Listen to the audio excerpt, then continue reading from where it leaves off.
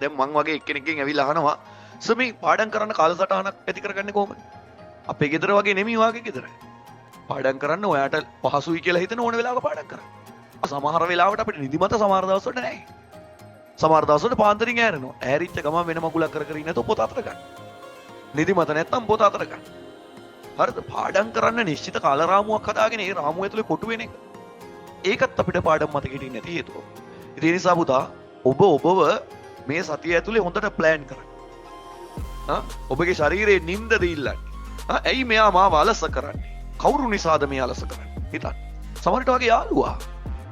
ඔයාගේ යාළුවට තියෙනවා පාඩම් කරන්න ඕනේ නැහැ ගොඩ යෑමේ ශක්තිය. ඔයාට නැහැ. ඌ ඒ නිසා හැමතිස්සෙම වත් එක කයියක් ගහන්න එනවා. වත් එක චැට් එකක් දාන්න එනවා. ඔයා පුත්තලන් හාවෙක් වගේ මොකද කරන්නේ? ඔයාත් ඌත් එක එකට සෙට් වෙනවා. අවසානයේදී යාළුවා හොඳ තැනක ඔයා මග. මතකද? නොව වෙනවා අපිට.